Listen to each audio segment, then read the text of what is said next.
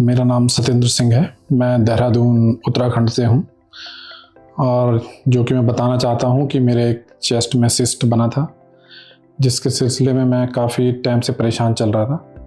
उसके लिए मैं देहरादून में जगदीश सर हैं महंत इंद्रेश में, मेरी मुलाकात उनसे हुई थी। उन्होंने मुझे एक टेस्ट वगैरह कराया जो कि मुझे तब पता चला कि मेरे चेस्ट में एक सिस्ट है।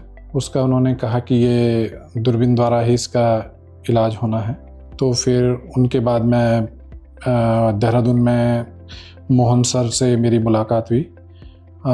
उन्होंने मुझे समझाया कि एक सिस्ट है आपके राइट साइड में है और इसमें 3 लेयर होती हैं आपके। उसमें सबसे ऊपर वाली लेयर पे ये है जिसे हम रिमूव करेंगे और ये अच्छे से कर सकते हैं हम, ऐसा कुछ नहीं है, आपको टेंशन लेने की ज़रूरत नहीं है। और मैं फिर मेदांता हॉस्पिटल आया हूँ। फिर मेरे को एडमिट, मेरे टेस्ट वगैरह जो होने थे वो टेस्ट वगैरह सर ने कराए और उसके बाद मुझे एडमिट किया गया है सोमवार को 8 तारीख को। 9 तारीख को मेरी मंगलवार को सर्जरी हो गई थी जो कि बहुत बेस्ट रही। सत्येंद्र जी की प्रॉब्लम है कि इनकी राइट साइड की जो अपर वाला हिस्सा होता है फेफड़े का, उसके अंदर एक बड़ा सिस्ट था। सिस्ट का मतलब एक खाली जगह थी, इसको हम मेडिकल लैंग्वेज में सिस्ट बोलते हैं। ये बहुत सारे रीजंस की वजह से हो सकता है। तो एक इम्पॉर्टेंट कॉज है कि कॉन्जेनिटल सिस्ट होते हैं, मतलब कुछ लोगों को बचपन से ही फेफड़े के अंदर कुछ सिस्ट डेवलप होते हैं और विथ एज जैसे उम्र बढ़ती है तो उसका साइज भी बढ़ता जाता है।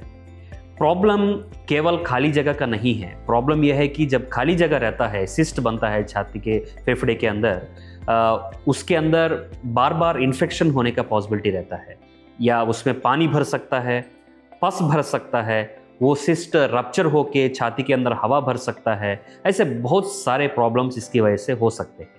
जैसे सत्येंद्र जी में हुआ था, इनकी फेफड़े के अंदर कुछ दिन पहले पानी बना था जो इन्फेक्ट होके, जिसको एंटीबायोटिक से ठीक किया गया था, पर दोबारा ये प्रॉब्लम इनको रिकवर हुआ था। इसकी वजह से जब ये मेरे स्कैन लेके प्रॉब्लम के साथ मेरे पास आए थे, मैंने इनको सजेस्ट किया था कि इनको ये सर्जरी करना चाहिए, क्योंकि लगभग उनका पूरा राइट अपर वाला जो फेफड़े का हिस्सा होता है वो पूरा का पूरा वो सिस्ट से भरा हुआ था।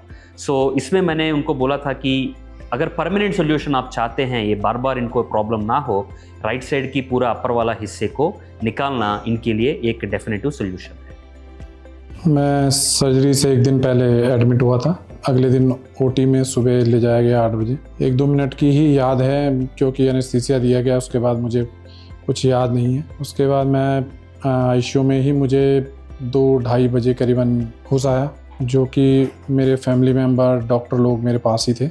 ऑपरेशन डॉक्टर साहब ने कहा कि बहुत अच्छे से हुआ है, कोई प्रॉब्लम नहीं है। बाकी स्टाफ आईसीयू का भी बहुत अच्छा स्टाफ है, मैं खुद ही बता रहा हूँ, क्योंकि वो मेरे पर्सनली बेड के बगल में ही रहते थे। जो भी मुझे लगता था मेरे सामने खड़े ऐसे रहते थे जैसे फैमिली मेम्बर ही खड़े होते हैं। सर अगले दिन आए सुबह मॉर्निंग में, बिल्कुल खड़ा करके चेक चुक किया कि यार ठीक है। 1-2 घंटे बाद मुझे वार्ड में शिफ्ट किया गया। इनकी सर्जरी को हमने दूरबीन से किया था। दूरबीन, या इसी को हम मेडिकल लैंग्वेज में वैट्स सर्जरी बोलते हैं, वीडियो असिस्टेड थोरैकोस्कोपिक सर्जरी।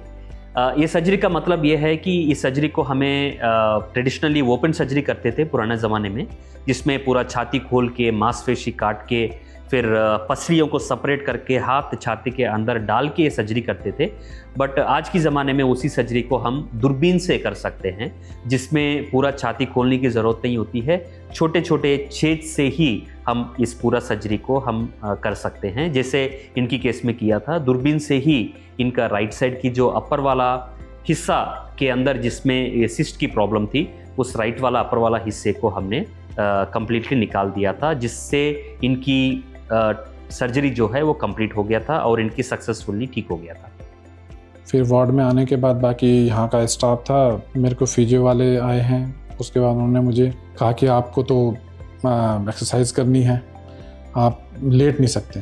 मुझे बड़ा वो लगा कि यार अभी तो मैं आया हूँ और मैं दर्द से मुझे वैसे ही वो है, और उनका कहना है कि नहीं ये ऐसा नहीं है, इसमें आपको कोशिश पूरी करनी है और हम आपके साथ हैं। उसके बाद मैं फिजियो रूम में गया हूँ, उन्होंने मुझे एक्सरसाइज वगैरह बढ़िया ढंग से कराई है और मुझे लगा कि मैं कर नहीं पाऊँगा, पर कोशिश की मैंने, थोड़ा बहुत कर लिया।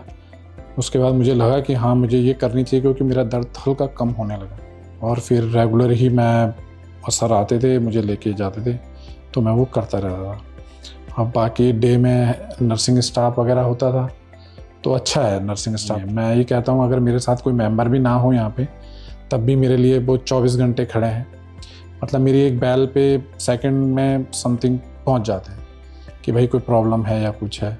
बाकी डॉक्टर्स लोग रूटीन पे पर डे आते रहते थे। बाकी मोहन सर का तो मैं आप बता नहीं सकता कि मोहन सर के लिए, अरविंद सर से मेरी मुलाकात यहीं हुई है।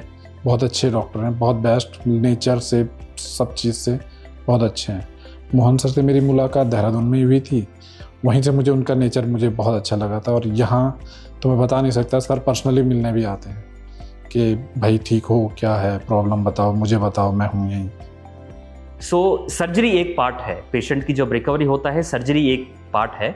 दूसरा इक्वल इम्पॉर्टेंट पार्ट है कि पोस्ट रिकवरी में कुछ चीज़ें हमें फॉलो करनी होती हैं जिससे पेशेंट की रिकवरी बहुत जल्दी होता है। जब दूरबीन की सर्जरी हो जाए अगले दिन से ही यूजुअली हम इनको फिजिकल एक्टिविटी में हम शुरू करवा देते हैं। मतलब इनको चलाना फिराना, एक्सरसाइज कराना, ये सब कुछ हम अगले दिन से ही हम शुरू कर देते हैं।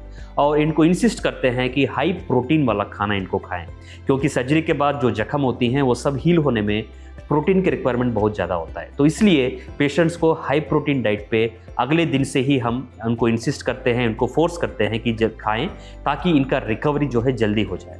इनकी केस में यही हुआ था, जो ये सफ़र कर रहे थे सर्जरी के पहले, इतनी मेजर सर्जरी के बाद अगले दिन से ही ये एक्सरसाइज करना शुरू कर दिया और नॉर्मल खाना खाना शुरू कर दिया। और 3-4 दिन से ही के बाद ही इनकी रिकवरी सब कुछ हो गई है और 1 हफ्ते के अंदर इनकी कंप्लीट डिस्चार्ज हो गई।